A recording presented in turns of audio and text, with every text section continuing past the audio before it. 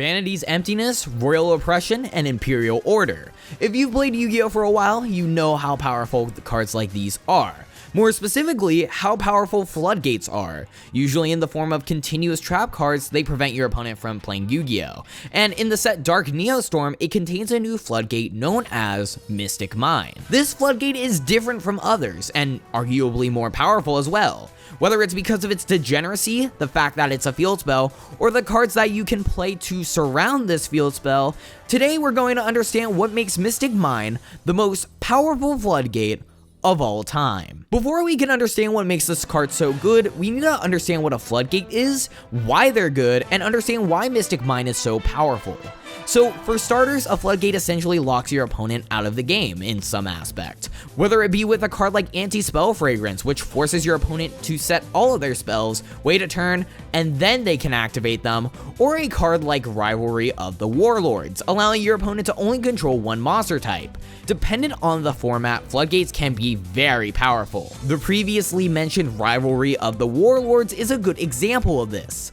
If there is a format where the top decks play different types of monsters, then you can use Rivalry of the Warlords in order for them to only use one typing. However, in formats where the best decks are all one typing, then Rivalry isn't nearly as good.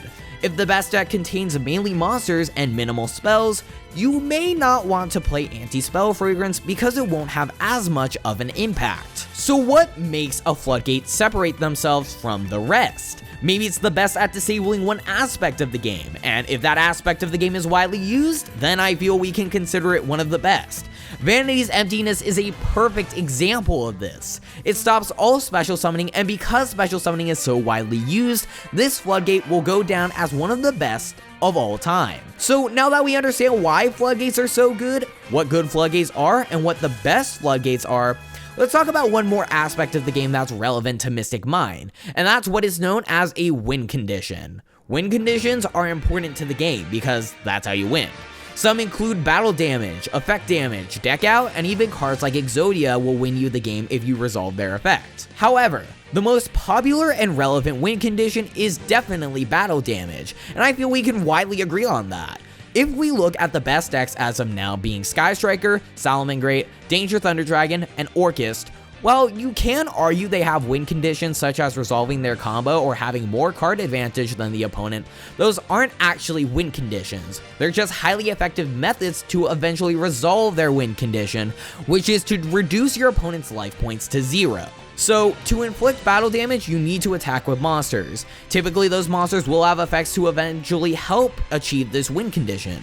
Whether it be remove monsters, spells, or traps from the field, getting access to cards that provide value, or any beneficial effect for that matter. Inflicting battle damage is important to the game, and it's the core win condition for most decks. So why did I bring up win conditions and Floodgates? There are Floodgates that stop or slow down the game, and some even cripple strategies. But there aren't any Floodgates that can stop an entire win condition. Enter Mystic Mine. This is a new field spell that doesn't just stop one aspect of the game.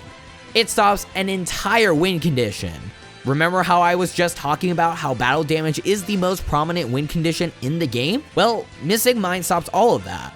In fact, it stops monsters altogether. It prevents monster effects from being activated, and they can't attack. The way it works is, if you control less monsters than your opponent, they can't activate monster effects or attack. But that's the thing. You can use that to your advantage with something like a burn strategy or a strategy that attacks directly with one monster. Monsters, the most prominent card type currently in the game, gets annihilated from this card. You literally can't use monsters whatsoever if this card is established. Even under Vanity's Emptiness, you can still normal summon and use effects of monsters already established on the field. You can activate effects from the graveyard, you can activate effects from the hand, but if your opponent controls more monsters than you do, they can't do any of that. So from what I'm hearing, this unsearchable 3-of spell is incredible for non-monster heavy decks. And yes, that effect is incredible for some strategies. However, that's the thing. Unsearchable is further from the truth when it comes to this card. Most Floodgates aren't searchable because, again, they're continuous trap cards. But the difference is, this card is not a continuous trap card, it's a field spell. The two best ways of accessing field spells are cards like Terraforming or Metaverse, and that's the card that really is the problem for making this card and deck so viable. Metaverse is a normal trap that can activate a field spell from the deck or add it to your hand. So in that case, we're playing 8 copies of Mystic Mine, that's great. But in reality, then we're playing 8 to 9 copies of Metaverse. Because Metaverse is a normal trap card and Lilith can get access to any normal trap card, and Trap Trick as well can get access to any normal trap card, this means in total, you're playing 14 copies of this field spell if you play max copies of all of these cards. So my point here is, if you see any one of these cards that gives you access to this field spell, if you want to take it a step further, you can even play more cards like Pop-Up and Demise of the Land to further this deck's consistency.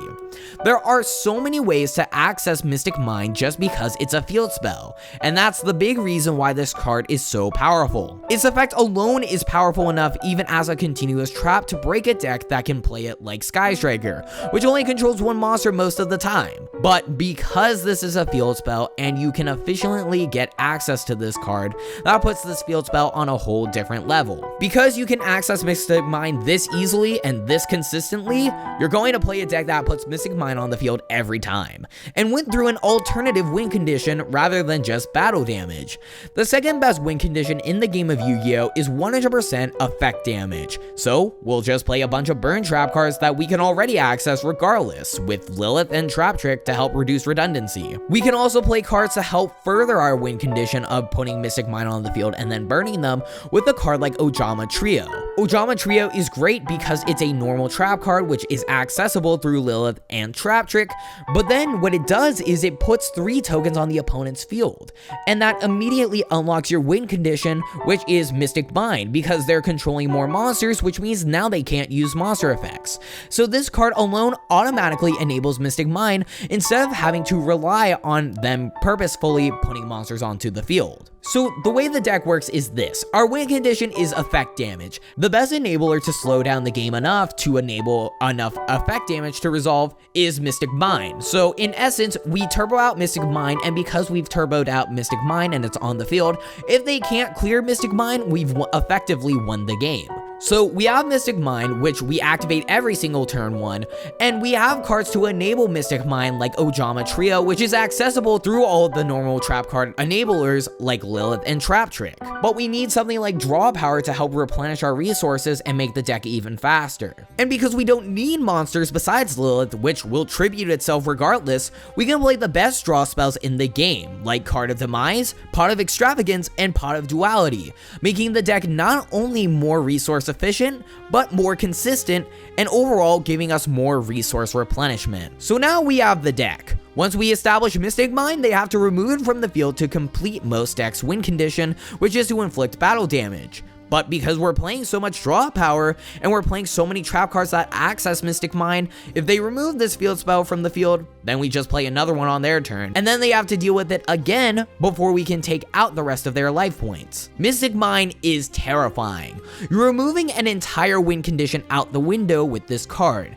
And because we can so easily access it, unlike most Floodgates, I may be making a bold statement by saying this, but with its consistent access, resiliency to spell and trap removal, and Mystic Mine's inherent degeneracy, this, in my opinion, is the most powerful Floodgate of all time. Thanks for watching.